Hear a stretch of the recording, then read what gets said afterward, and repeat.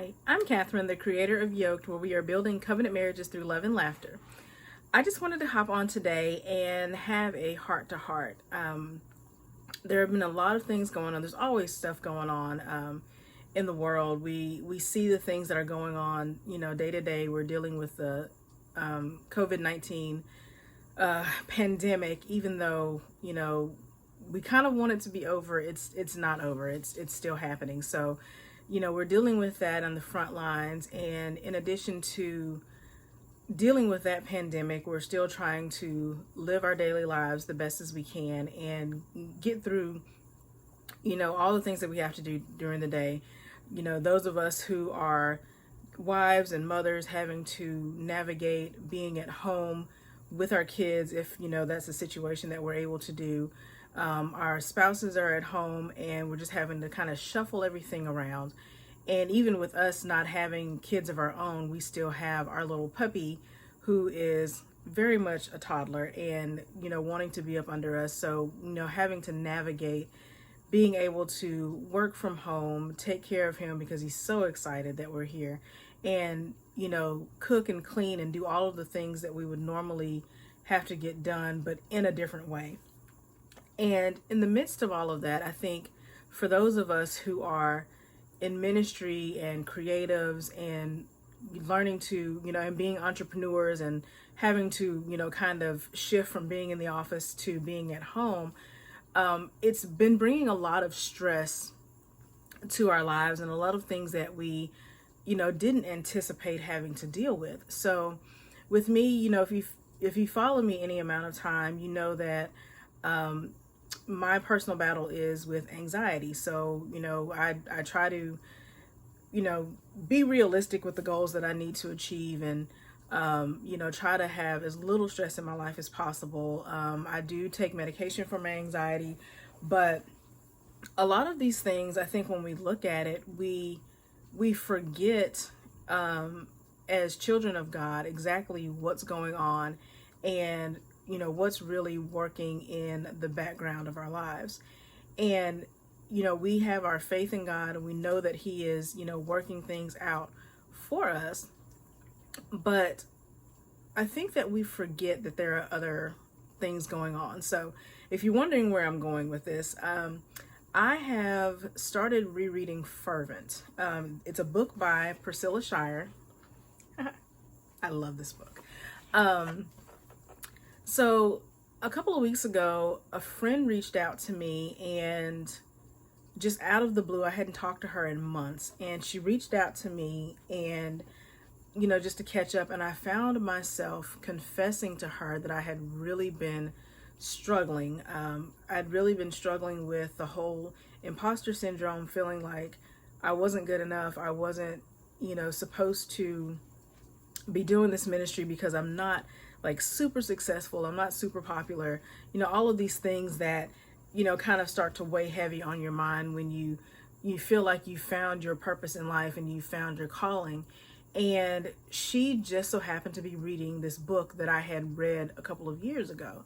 And so she decided after I reached out to her and kind of confessed to her what I'd been dealing with and struggling with, that we should reread this book. And if you haven't heard of Fervent, there was a movie that came out several years ago called The War Room, where, it's talking about how we as Christian women kind of, go into our war room. It's our battle plan of prayer for our lives. And this book talks specifically about the different ways that the enemy attacks you when you are living in and operating in your purpose. And I think I had forgotten about that because, at least for me, particularly, the things that I was struggling with through my anxiety, I'll say the things that I am struggling with through my anxiety are things that keep me from coming to you, being consistent, coming to you and sharing this ministry that was put on my heart so many years ago. And in this book, it talks about the different ways that that the enemy can attack you and keep you from living out your purpose. So it's got a bunch of different strategies. I'm not going to go through all of them today. I'll come back and, talk through this book as I reread it and kind of share some of the lessons that I'm learning. But the first way that, if I didn't mention this, the book is written by Priscilla Shirer. The first way that she mentions that the enemy attacks is by attacking your passion. Now, this was eye-opening again for me because I have a passion for marriages. I have a passion for marriage ministry. And what has been happening in my particular life and situation is that I've been looking at what other people are doing and comparing my beginning, so to speak, with their middle or their ending, wherever they are in their ministry. And as much as I can tell people that, we all have our own purpose, we all have our own calling, we all have our own walk, I still sometimes end up on somebody else's path, trying to walk behind them and not being focused on what it is that God has called me specifically to do. And because even though other people, there's so many people doing marriage ministry, there's not another person on this planet who has my experience, my story, my way of connecting with people, my way of communicating. And it's very easy to forget that when we look at other people and see what they're doing and, wish that we were where they were or we had the things that they had. We have not walked their path. We have not walked in their shoes. We do not have their story. So while we may be walking similar paths and heading to, similar destinations, we're not going to all get there the same way. So rereading this book and diving into the enemy's attack on passion and your purpose, I want to share this with you. She starts off by saying, if I were your enemy, I'd make stealing your passion one of my primary goals. Because I know if I could dim your passion, I could significantly lower your resistance to temptation and discouragement. That was the part that got me. Attacking my passion lowers my resistance to discouragement. I feel a lot of discouragement. You probably do too. I could make you walk with a spiritual limp and lengthen how long it takes you to recover from an injury. If I could chip away at your zeal, at your hope, at your belief in God and what He can do, I could chisel down your faith to a whimper, make you want to quit and never try again.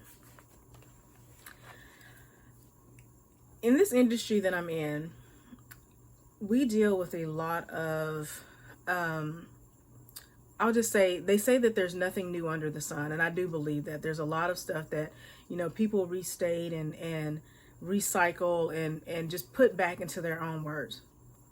But we do also have people who will just blatantly steal the things that we have worked so hard and dug deep down inside to come up with and be creative and be like, hey, I have produced this amazing thing. I want to share it with the world.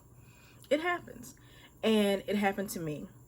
And I felt myself being really angry, and I felt myself being incredibly discouraged and disappointed that someone would do that. But I shouldn't have been surprised because it's not unusual for people to do that. I mean, when you come up with a great idea, when you come up with a strategy or whatever it might be, sometimes people will think, oh, this is a great idea, I'm going to share it on my own, or share it as if I created it. And I don't know if people do it intentionally. I don't know if people do it unknowingly, not giving credit to the originator, but it happens. And when it happened to me, I was so discouraged that I literally just shut down. And instead of pushing forward, I became so discouraged that I just stopped moving at all. So while, other people are moving forward in the ministry and moving forward in their work and the words that they have to speak, I just decided, if I can't if people are going to do this, then I'm not going to say anything else. The enemy got me. He got me.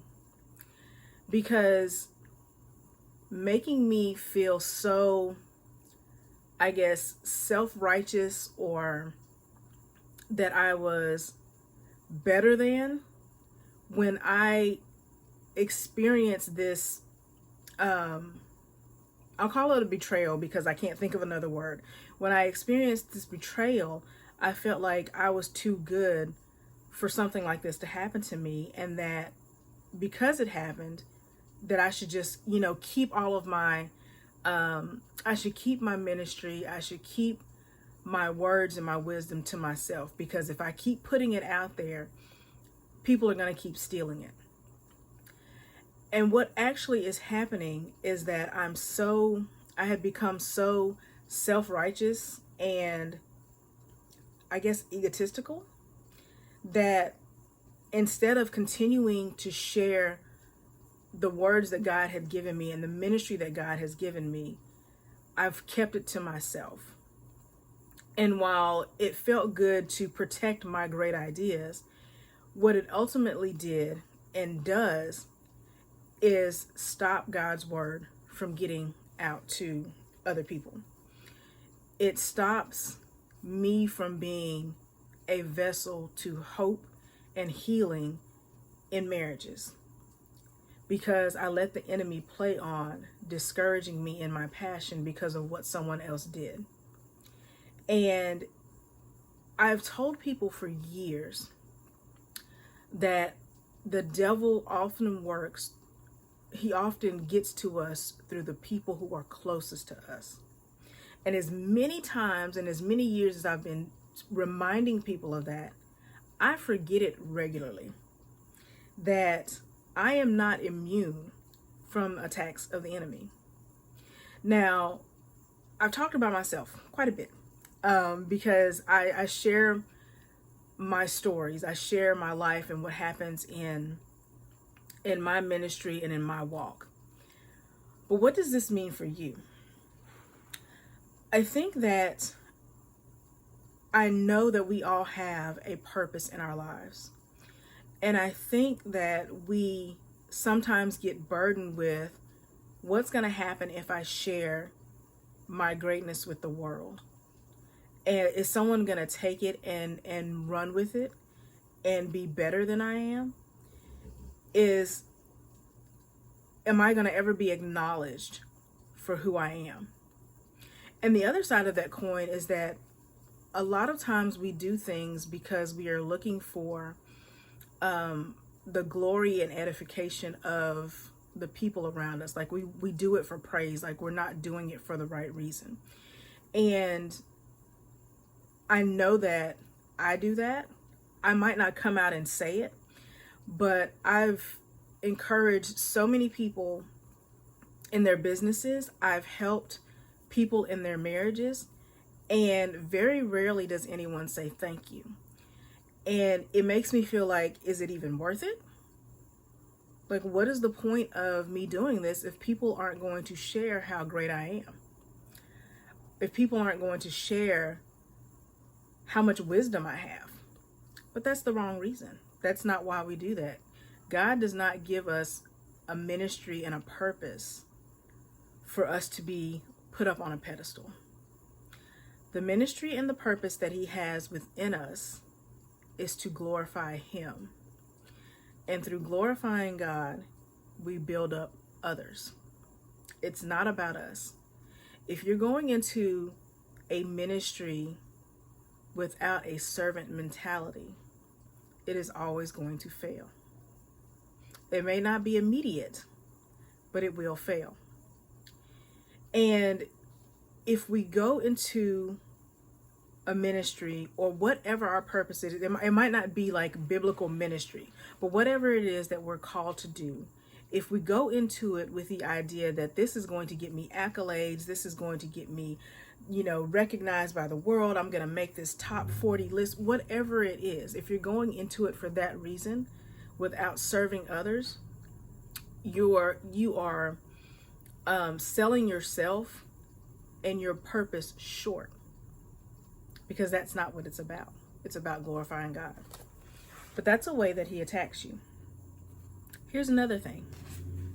There's a story that Priscilla Shirer brings up in this book where she talks about Elisha the prophet watching a worker cutting down wood. They were building a temple, and in the process of him chopping the wood, he loses his axe handle.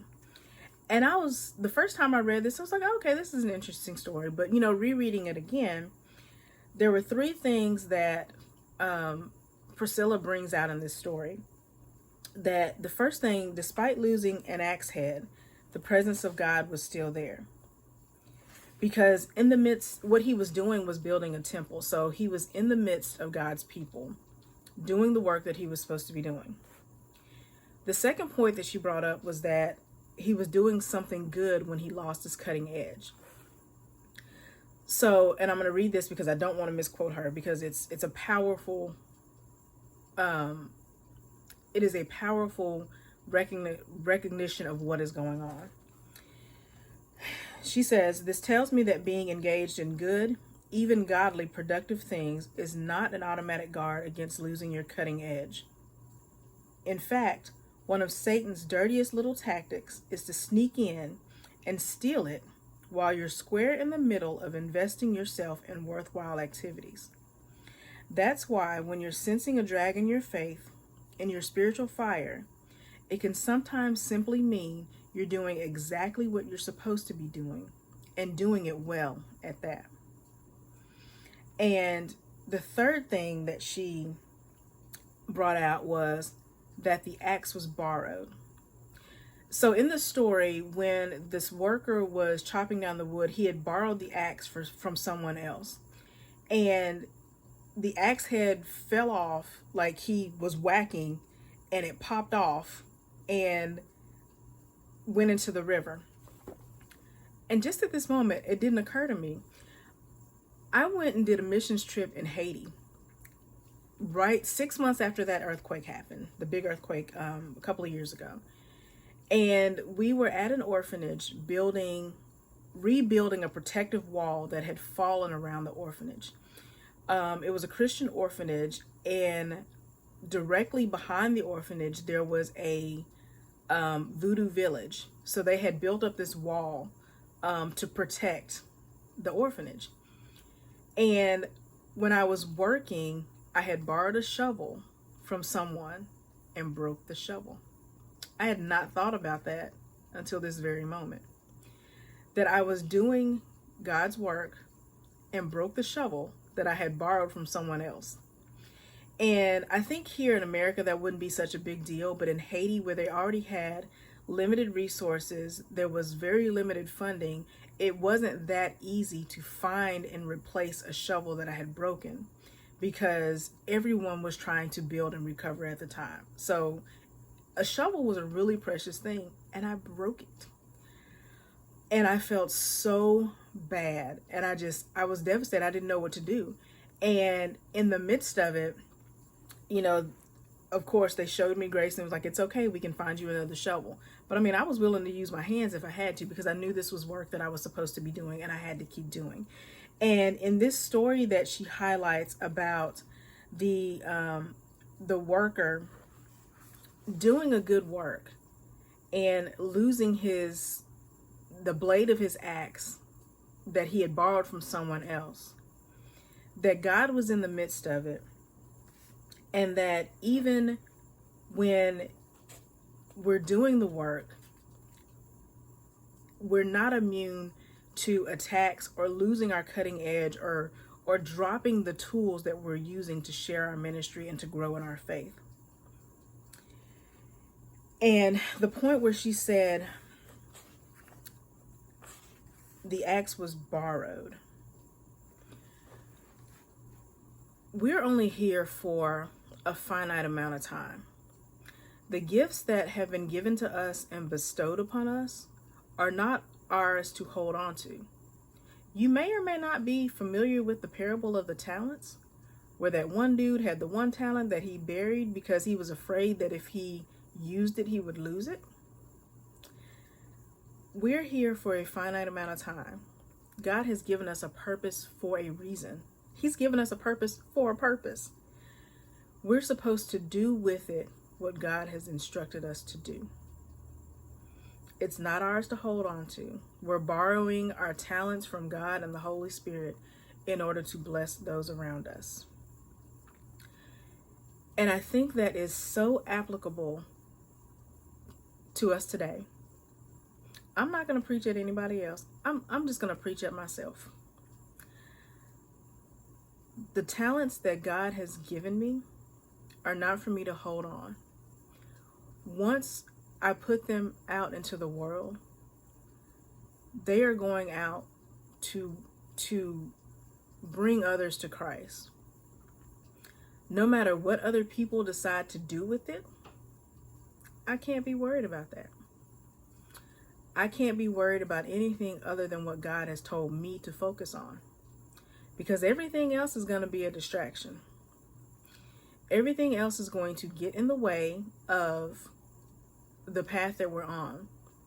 Those distractions, those other people who are doing things that we would expect people not to do, putting our expectations onto others, those are stumbling blocks in our path.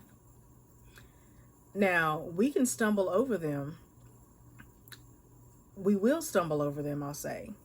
But we have a choice. Do we lay in the road and fuss and complain and grumble and gripe about what has tripped us up? Or do we stumble, get up, dust our knees off, and keep on walking and leave that stumbling block in our rearview mirror? It's so easy to get caught up in what other people do to us. But we cannot afford to allow the attacks of the enemy to take the passion that God has put inside our hearts, to take away the purpose or to hinder the purpose that God has given to us. Because we all have a purpose. We all have a reason for being here. And I just want to encourage you today. Don't let the enemy take your passion. Whatever it is that you are doing, whatever it is that you've wanted to do and been afraid to do, God has put that in you for a reason. Go forward and walk in the purpose that God has for you.